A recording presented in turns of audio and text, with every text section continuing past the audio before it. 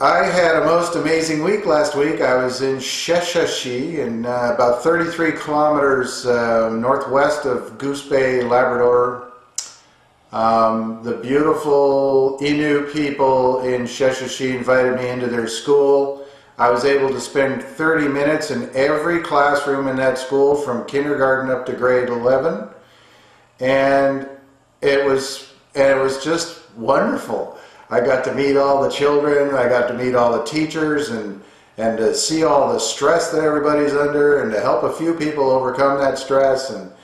And one of the things that happened while I was there was that, the first couple of days people were shy, they were reticent. I was there for the whole week. And after that, people started coming out of the woodwork. In fact, I was having a meeting with one person that ended at 8:30 at night, and one of the janitorial staff had been waiting for almost an hour for me. I didn't know she was out there. So can we have a session now? It was like 8:30. I said, sure, why not? So we went till about 9:30. By the time I got back at my hotel, it was like 10:15. But it was all well worth it. One of the things I want to talk about today, or the theme for today, is grief. So maybe that doesn't fall under the category of a weekly inspiring call. However, I did a session with a family who had lost an adult son, brother, father, uncle to heart attack. And he had gone away on a trip and had a heart attack and died, and people in the community had heard about it and then called the family to make the announcement, to say, oh, I'm so sorry to hear about your son. And they had not been informed yet. It's one of those unfortunate situations. And the grief was so instant and so painful and so shocking that, and I don't think whenever that information comes to you that you're ready for it. But in the way that it came to them was even that much more difficult. And so the parents of this man were well into their 70s, and neither one of them spoke English. Their only language was Innu. But the daughters, who also happened to be teachers at the school, invited me to their home. And so we went to the home, and I had 5 children, 2 grandchildren, and the parents of this man. And we spent almost 2 hours working on grief and using EFT.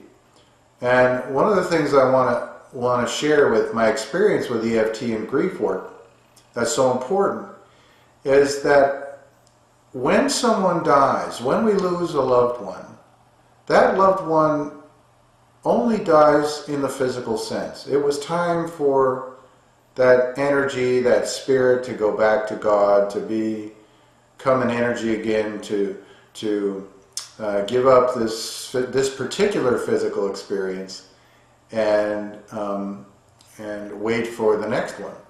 And so when you think about it, that someone that we've lost, and I'm sure most of us have lost someone in our lives. And actually, the loss of my father was the reason that I got into EFT in the first place, but that's another topic. And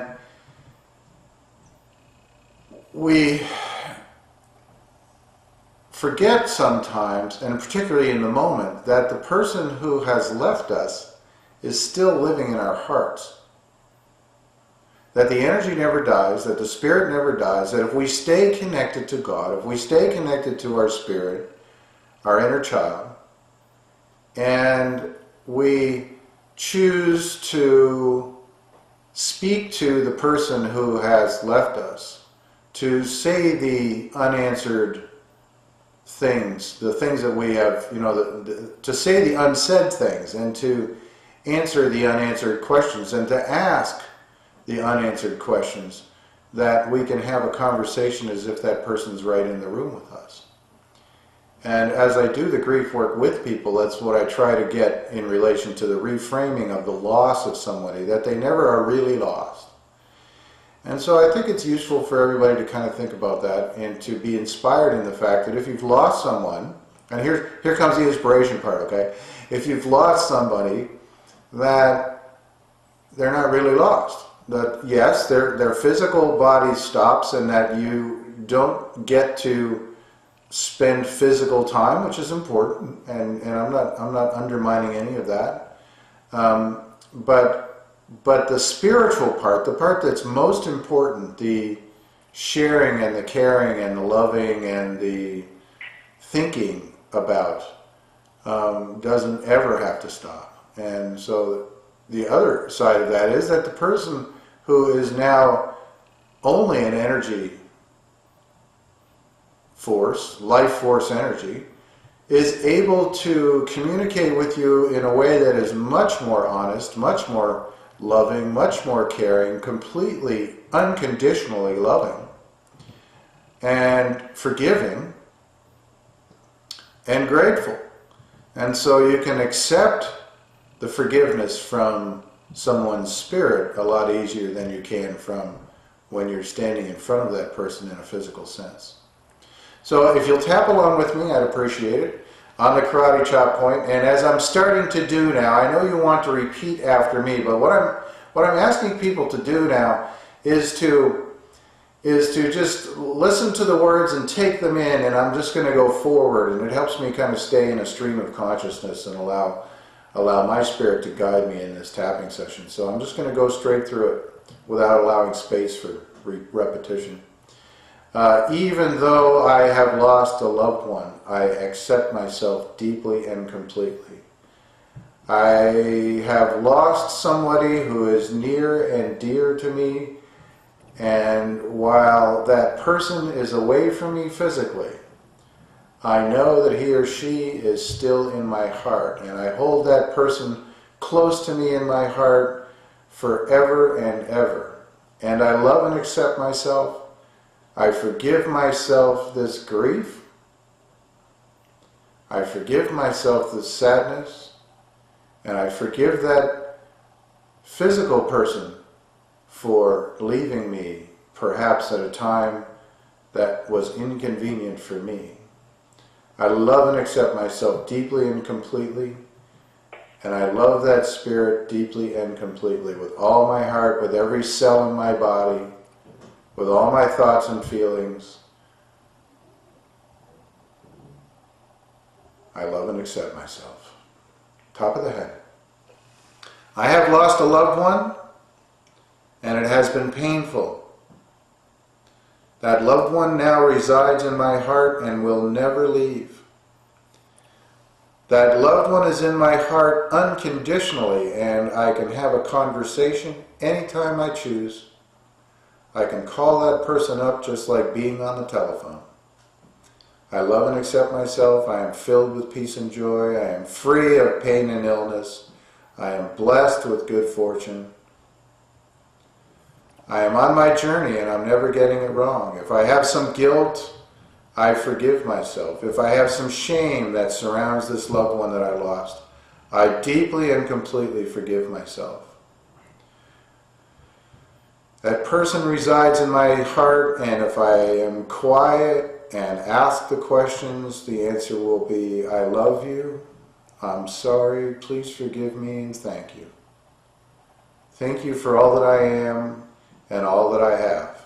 Thank you for being in my life, for the time that you were in my life, and thank you for staying in my heart and showing me unconditional love as you stay here with me.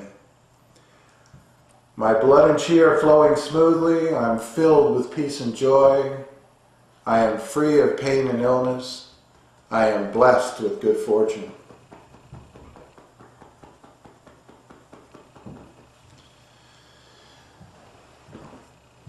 So I got to the end of that, and I realized that I hadn't been informing you of when to change your tapping points. Most of you have EFT kind of at your disposal and know how to do EFT. If not, there will be a video today, and I will post it very quickly to the site.